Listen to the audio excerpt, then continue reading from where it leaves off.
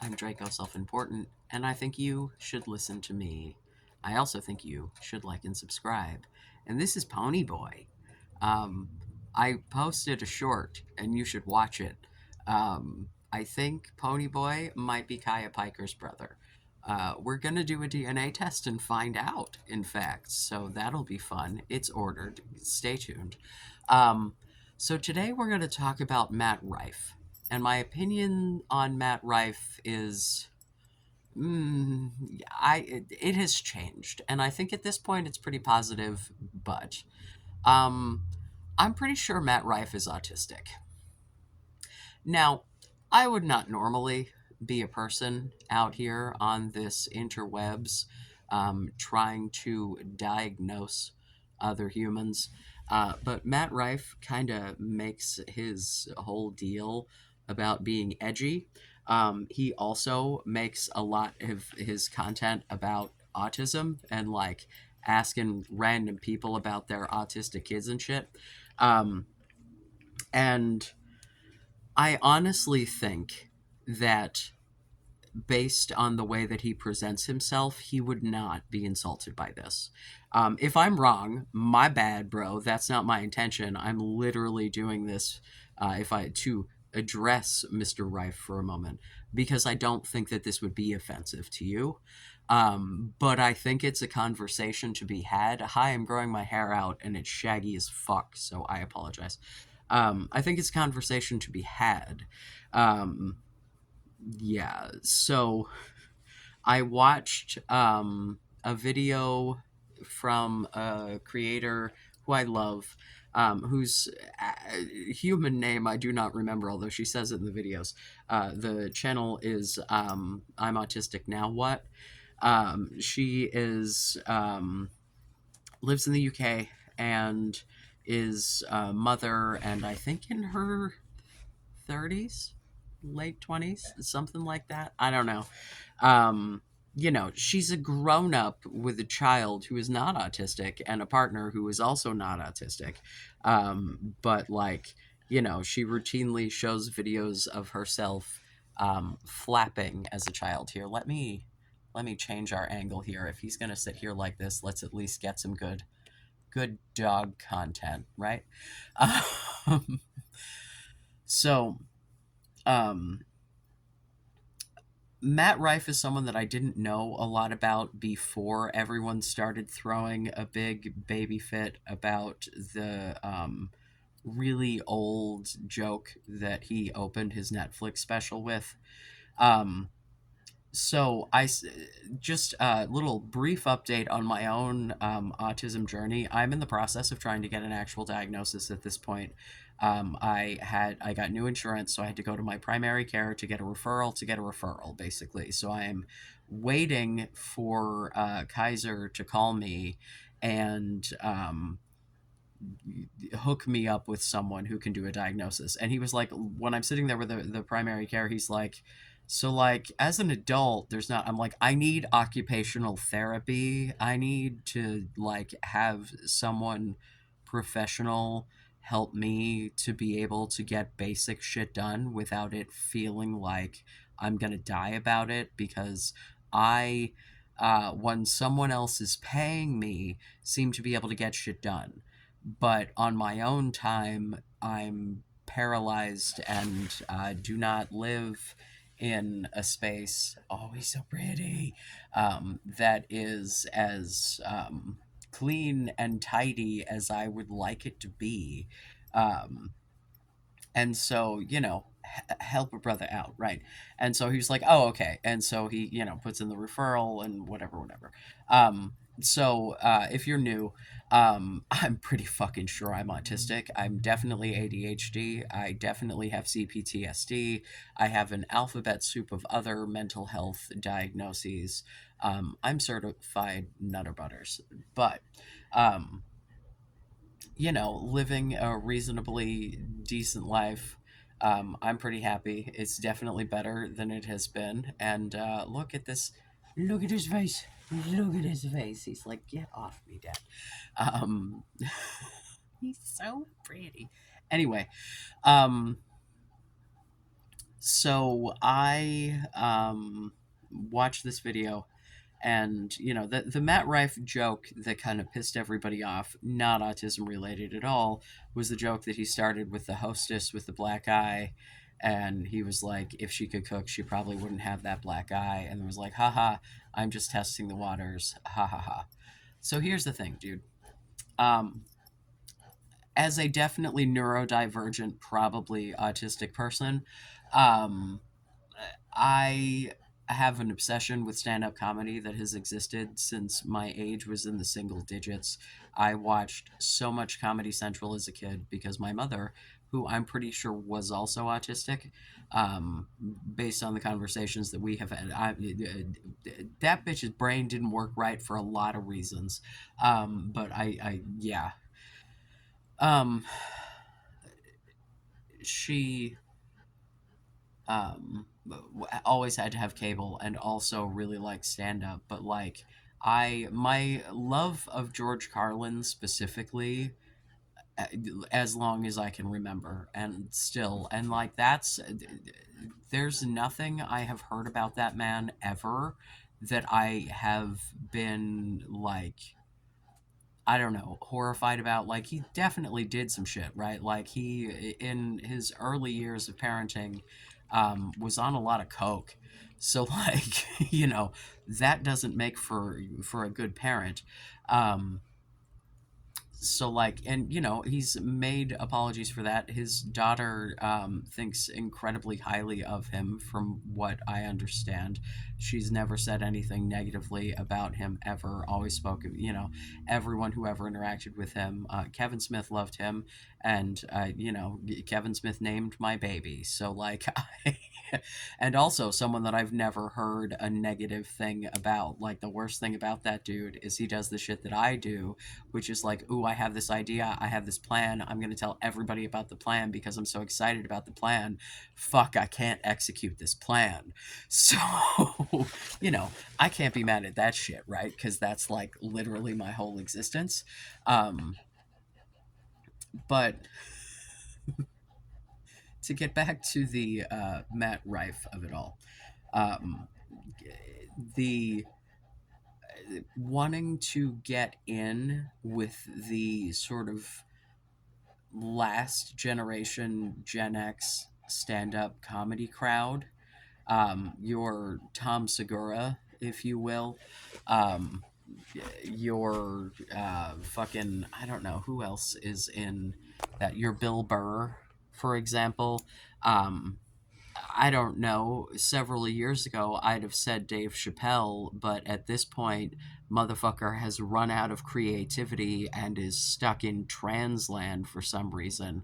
Um, the obsession and the putting the shit into your art really, we will get into the reason that I think that ultimately Mr. Rife might be autistic, and we're gonna trace that back to why I the way that I behaved before figuring out that I was trans, which is a thing that a lot of people also do, and is kind of a thing that I feel like Dave Chappelle putting his bullshit into this over and over and over again is kind of reminiscent of as well. It gets back to the same reason that there are, oh, hey, we've had an animal switch up. Hello, Vash. Um, it's that there are a lot of people. Oh, I can't angle this down far enough to get Vash in here while he's laying the whole way on my lap. Sorry, I was trying to give you cat content, but he's being too chill. um that there are a lot of people who are like anti-gay real fucking loud, and then you find out they're banging strange dudes in bathrooms. um it's the way that human psychology works. If you haven't figured your shit out yet, but some part of you is like, I think this might be the thing, you might not consciously pick up on it, but suddenly that thing becomes a thing that you can't stop fucking thinking about, talking about, blah, blah, blah, blah, blah, right? Like, attraction and disgust are real close in your brain. And if you don't understand where a desire is coming from, and the societal expectations of that desire are that you should be disgusted with it, when you experience the desire to know more about a topic, you seek out what you think you're supposed to be getting, right? And then sometimes we live in a land of confirmation bias. So then you think, oh, this is yucky. I'm going to go look into this to confirm that it is in fact yucky, instead of like trying to take an honest approach to what's going on, right? Um, I've always been a very curious person. I've oftentimes said shit like, "This is fascinating to me." Like, but I could never do it. And for example, the poly thing, right? Like, I've always been like weirdly obsessed with like sister wives and Mormon shit, and like whatever weird poly shit you'd find online and reality shows and shit. And then like I tried it for myself after being obsessed with it. Was like, oh no, I was right. I can't hang. Uh, I am. I get way like the barrier for me, because I'm a person who like doesn't have a lot of social boundaries as far as what I'm willing to share about myself, because I want to be like known as a person. And so basically, the level of shit that I'm willing to tell you about me is based on the environment that we are in and your responses to the tester weird questions and or information that I've given you thus far. And so the only boundary for me between my partner and anyone else that I'm a very good friend with is like the physical intimacy and the frequency with which I like desire to communicate with you. Like it's funny because I basically my entire life, and I realized this when talking about like the screening thing, I've only ever really had one friend at a time. Like I have friends, right? Like but like as far as someone who like remains in my brain and that I want to reach out and contact, and like I can have like a partner and a friend, but if that like friend spot is not like, I can do just partner as a everyday. Like I haven't, because when Ian was alive, it was Ian and my partner, right? Like does like, and I contacted them both just as much, and I haven't found like that second. But still, like as much as my partner is my best friend, like I wish that I was in a position that I had like that. But like that kind of relationship is not something that I can just like promote one of my current friends and be like, you are now like that was a relationship that was built mutually, because that's like we both loved each other so much and got each other so much that we just constantly wanted to talk to each other, despite not constantly wanting to talk to a bajillion people. And I mean, to be fair, he was a person who was way more likely to reach out and talk to people than me.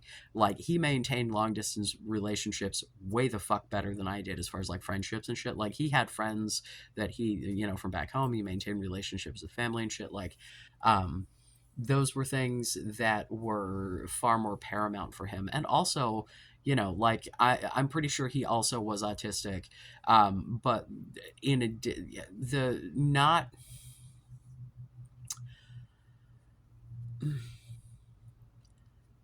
the social things were definitely affected because he didn't understand necessarily what he was supposed to do.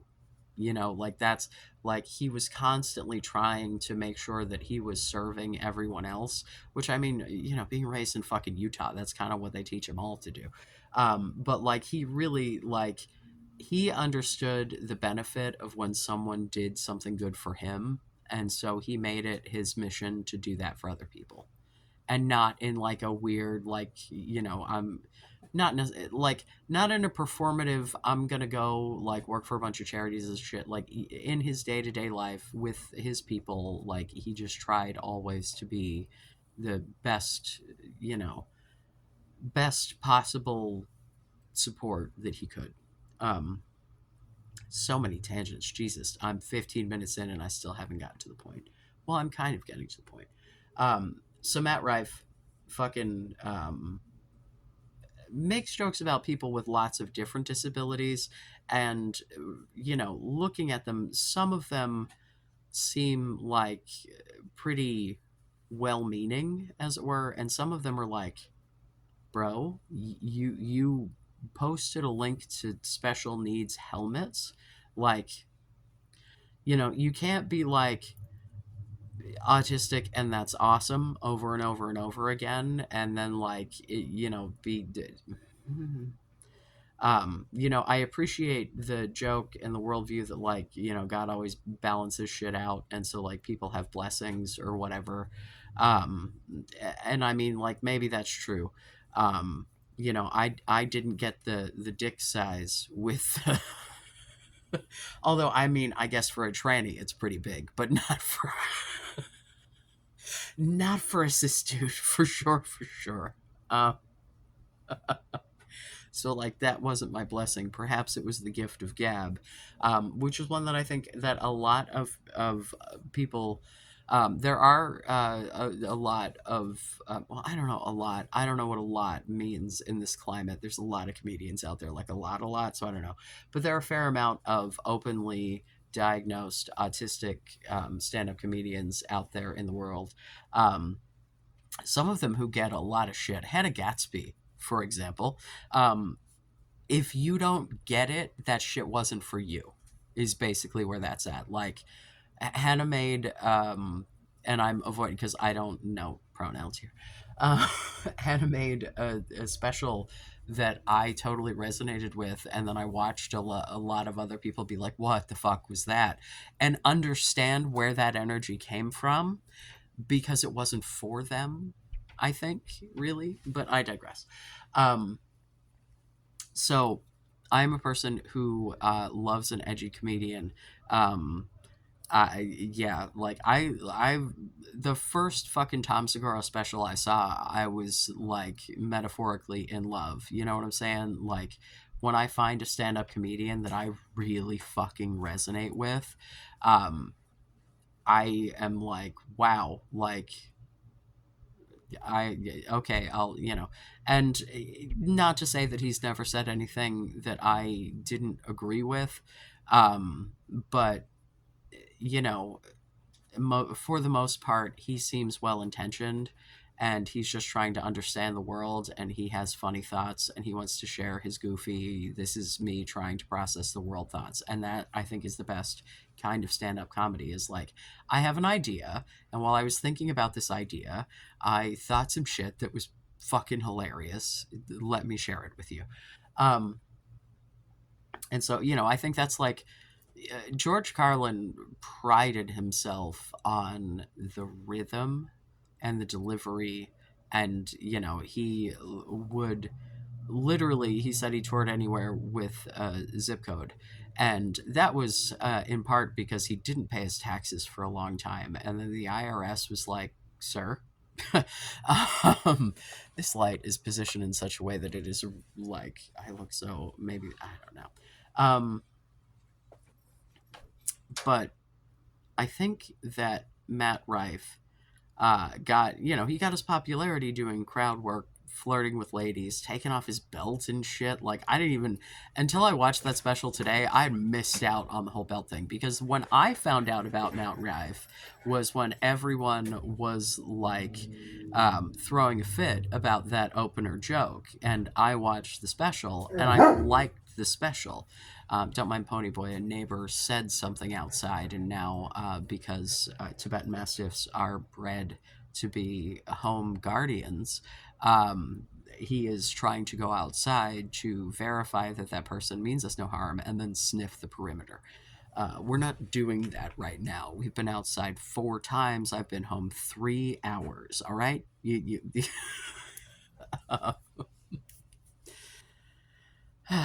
so I watched.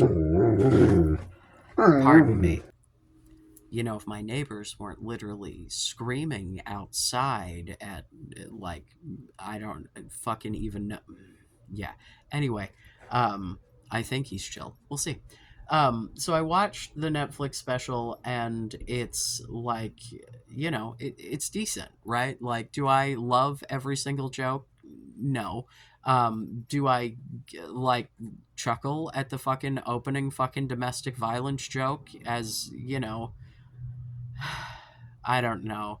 Maybe watching it as a man, my misogyny, testosterone fueled, kicked in, and I found it funny. I don't know, but I was like, yeah, like it's a bog standard joke. Like the subversion is that, like, haha, because goddamn well nothing's gonna happen to that dude. The statistics that the fucking most likely time that a victim of domestic violence will die is with a restraining order in place.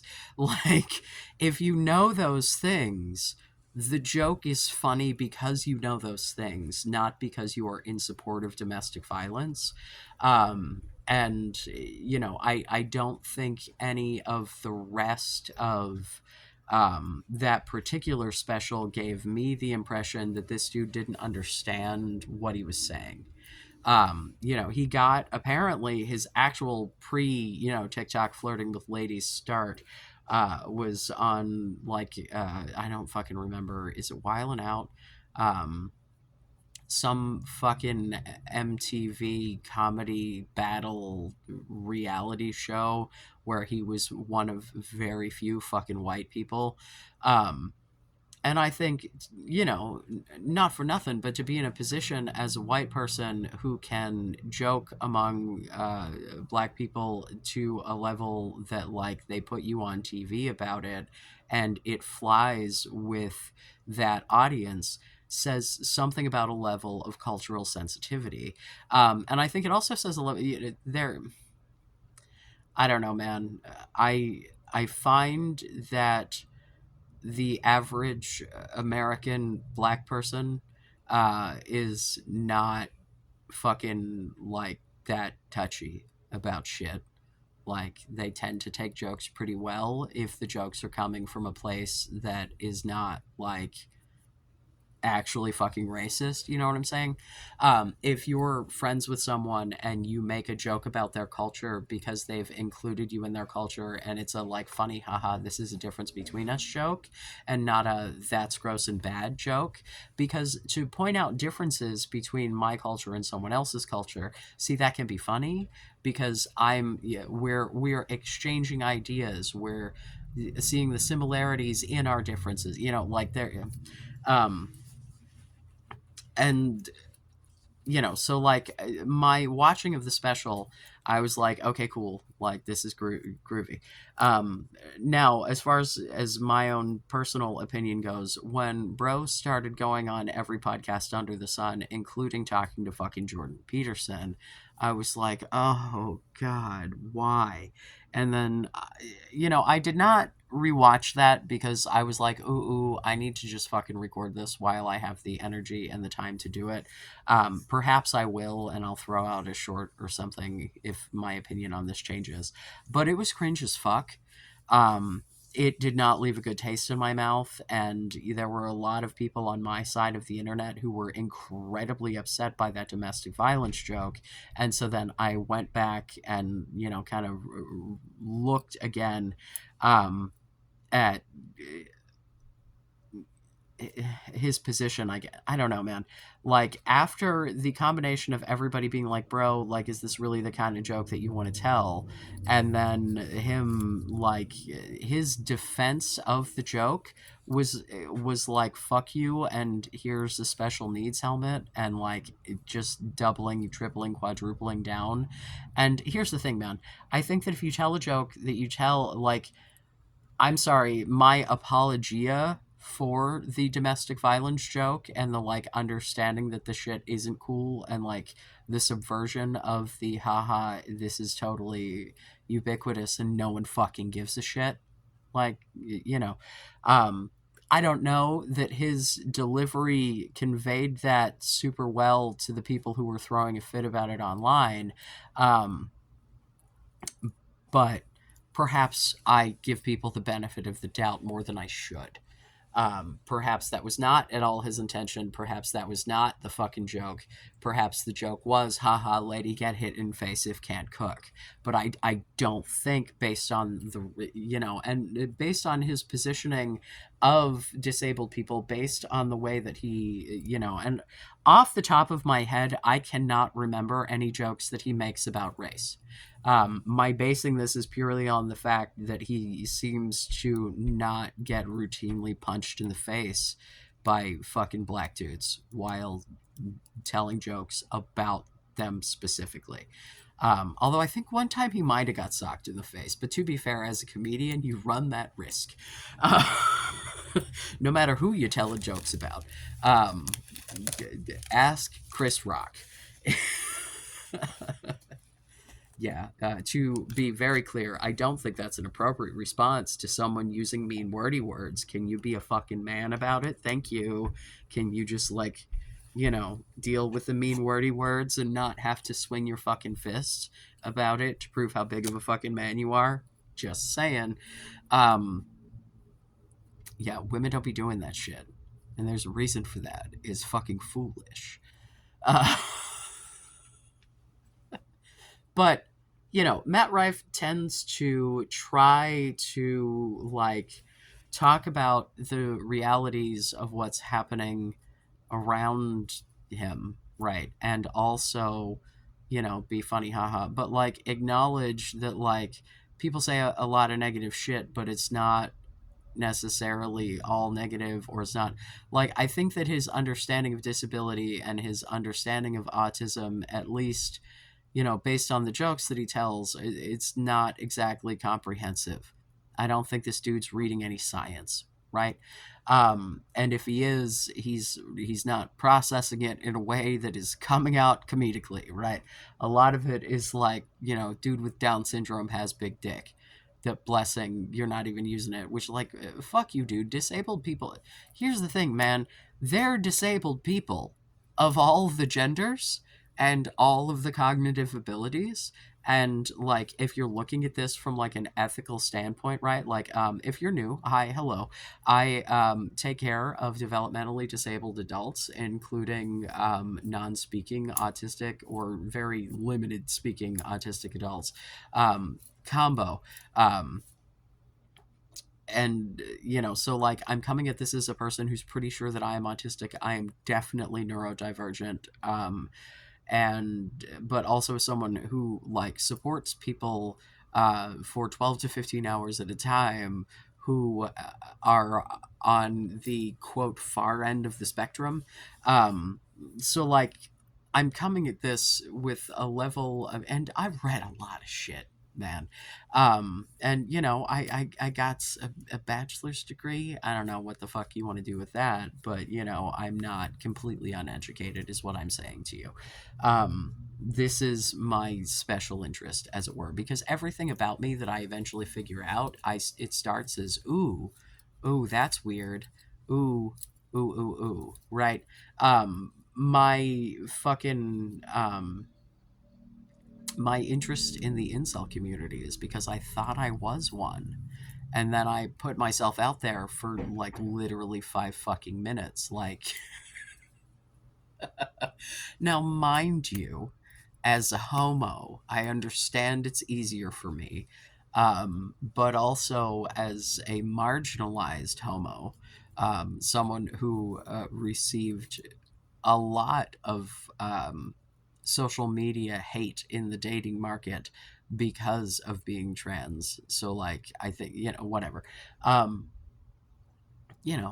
literally the night I went on Grinder, I had a dick in me. So, but I spent 9 months going, oh my God, I'm atrocious. No one will ever, blah, blah, blah, blah, blah. And I think that there are people who do put themselves out there who don't do it in a way that's working for their target audience. And so they get stuck in the, oh my God, nobody, blah, blah, blah, whatever. Yeah. But, like, there's no, like, weird, I'm gonna make a bunch of art about it, I'm gonna talk about it, I'm gonna put it out there for the world fucking shit. Like, that I don't have some sort of vested interest in, right? Like either that hasn't hit me incredibly close to home in a way that has devastated my fucking life, because there are some topics that I have talked about that are fucking atrocious. And the only reason that and I'm not going to talk about them on this video. If you want to go digging, feel free. But the only reason that I spoke about them is because it came way too fucking close to home, because otherwise it's shit that would have been the furthest from my fucking mind. Um, or some shit that was it's me. Uh, you know and so when I'm like, oh, that's me, and then I'm like, oh, actually that's not. And wow, my relating to that, and my like, I realized that like maybe it's not for other people, and or maybe other people can get out of this horrible space. But if we're talking about autism, that's not a horrible space, bro. That's just my brain works different than yours, and I gotta do different shit. Right, you're more capable of making all this weird mundane minutia shit go, and I just fucking can't. Right. But to talk about one of the special, like, being trans, right? When I was in the 90s, I saw the like HBO documentary about Brendan Tina. It was the first exposure to trans person that I ever saw, or trans man anyway. I think I'd known something about trans women, but not a whole. But whatever. I'm not a trans woman, so it wasn't anything I related to, right? But Brendan Tina was like, it didn't go well. The movie Boys Don't Cry, good movie, although the whatever. Um, yeah, the casting. Mm. Um, but like I watched a million documentaries. I watched like documentaries on Buck Angel. I was just completely fucking obsessed with this shit because I was just so, and I said the most transphobic fucking shit, right? Um, I like I've said before, I said shit about like if you're using the parts that you were born with and you're not, blah blah blah, blah, like just complete fucking like juvenile not understanding the broader concept of it all, right? And looking at Mr. I tell a bunch of fucking autism jokes through that lens, and the fact that he's trying to come at this, I'm curious about this, let's talk about it, and have a positive spin on it, even if he doesn't like have the full grasp of what the fuck is going on. I don't dislike it, man. Like, it's, I'm sorry, man, not all comedy needs to be super good. If I've said it once, I've said it 1,000 times. Like, art is, just fucking do the art, and do it because you need to do it, or you want to do, like, if it turns out good in the process, fucking awesome, but just do the art. Just do it.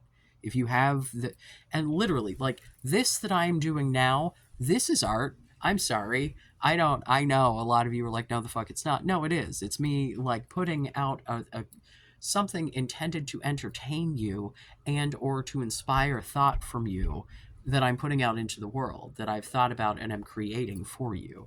The fact that I'm doing it via camera and running my fucking mouth, I'm a storyteller, bro. That is my art. Stories are art. That's what books are. If I were reading a book, you'd think I was very smart. But since I'm saying the things out loud and you can't read it, you have to just listen with your ear holes. Although, to be fair, I'm sure YouTube has transcribed it and you can read some version of it that probably is at least 10% wrong. I'm sorry, if I ever have like money, I'll have someone actually transcribe the shit for the captioning. Uh, but so I think that, and the thing that's funny is, um, the I'm autistic now. What, the woman who made the video that got me back on the Matt Rife topic to begin with, her take was like, I don't like it, regarding the way that he talks about autistic people and other disabled people, um, and watching the video convinced me that actually I think he's probably on the right track. I think he probably doesn't understand why what he's saying isn't like, and I think that the reason that he's like, brother, your special interest is stand up comedy. Like, friend o' mine.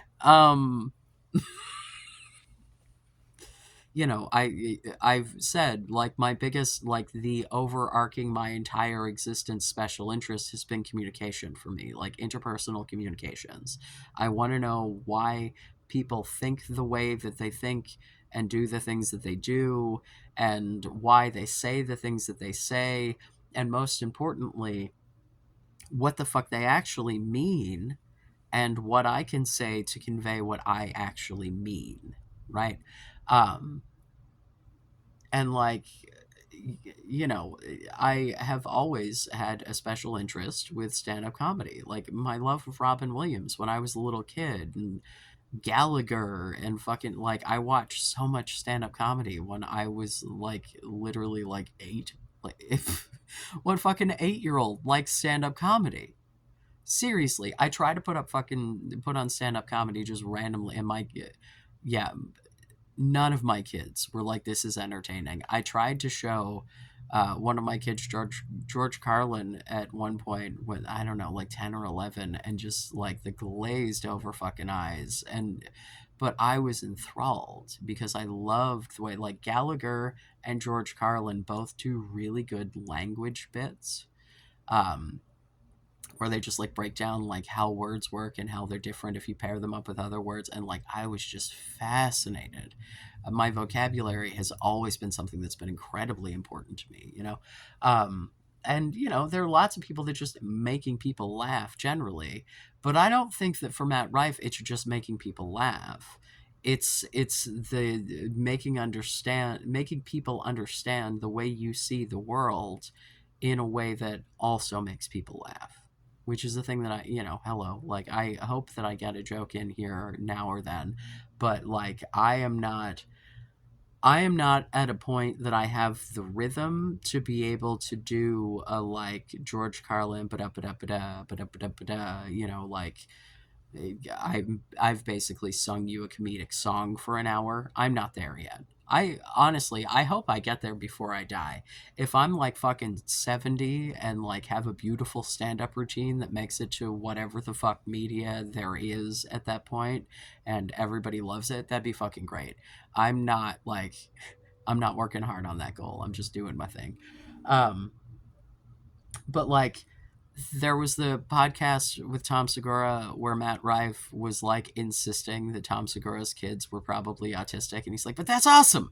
And it's like, bro, why do you bro bro so my genuine advice, if anyone is seeing this, specifically if Matt Rife happens to come upon this shit, brother, go get screened by someone reputable who you think is going to do a good job, not someone who you think is going to say no just so you have a no on a piece of paper or a yes. Like, go like talk to someone, because I think it might help you understand yourself better, and I think that it would help your comedy. Because if it turns out that you are in fact autistic, think of all the fucking jokes you could make about that. So, from a professional perspective, as well as from fucking, yeah, like, come on, man, go figure it out. But that's my theory. Um,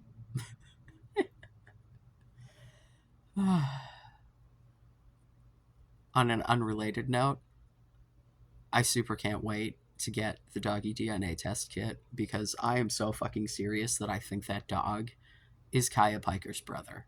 They're like the same age, and they have like the same face.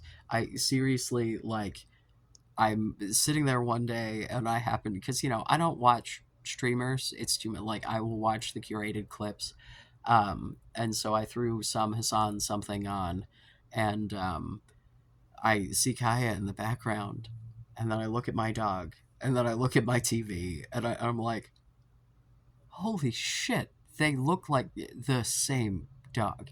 Because, they told me they listed him as a Tibetan Mastiff. He's officially listed as a Tibetan Mastiff mix. He looks like a Tibetan Mastiff puppy. Like, he's big, but he's not as big as I would expect a Tibetan Mastiff to be.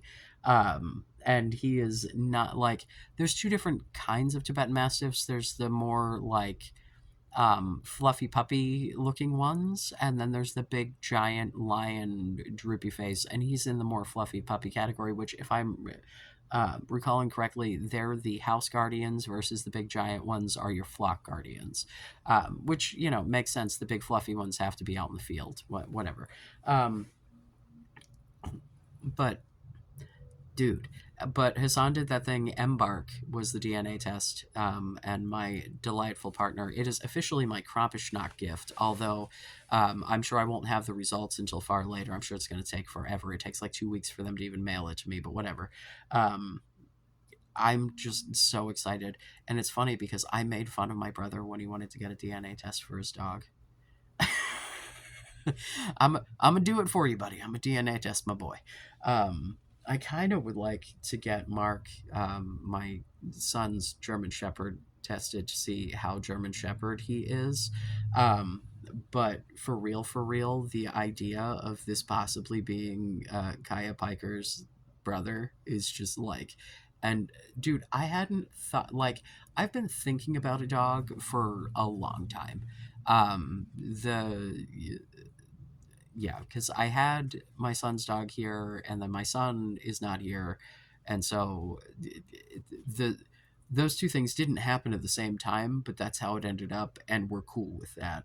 Um, but like I thought for a real long time, it was like, I don't know, man, because Mark doesn't get along with stranger dogs, and living in an apartment complex with an absolute fuck ton of dogs made that incredibly difficult. And so I was really apprehensive because I'm like, what if I adopt another dog that seems cool in the shelter, and then I get it home and it's incredible, like, I don't want to have to return a dog, like, um, and I've wanted a mastiff of some sort, but a Tibetan mastiff specifically, because they have the best temperament and they're fluffy, oh so fluffy. And although technically I don't think they're actually mastiffs.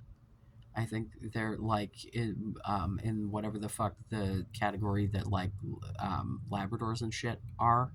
Um, but like I think that like Saint Bernards descend from them, and Labs, and fucking like Chow Chows and shit. Like, so I don't know. I don't remember. I digress. So I happened to randomly just pop onto the shelter website, and there's this beautiful Tibetan Mastiff, 2 years old, which, they're estimating it was a fucking stray. I have literally no idea where this dog came from. And that's the thing that I'm like, this dog is about the same age and looks so fucking similar. And Tibetan Mastiffs are not super popular in the US. Like, it's not like there's like two. But there's not a lot, it's not like me thinking my German Shepherd is some other dog's sibling because they look the same. All German Shepherds look exactly the fucking same. And maybe it's just that all Tibetan Mastiffs look the same, but he doesn't, like my boy, neither Kaya, look like a purebred. You know what I'm saying? Like, there's definitely something unique about them, but they both share a lot of those, like, the eyeliner around the eyes is just so cute, but it's exactly the same. And like the dark coloring around their muzzle, and oh my god, I'm sorry, I had to geek out for a minute. If you've sat through this long, I appreciate you. Discord in the description. We talk about a lot of shit there. Um, yeah, please like and subscribe. For the love of God, if you could subscribe, it would make me very happy. Like, seriously, there will be more dog and cat content to come. Um, Now that it's been long enough after Ponyboy has been fixed, we can start doing some dog park content on my off weeks. So that'll be fun. Um, yeah, y'all. I love you. Be safe. Make good choices.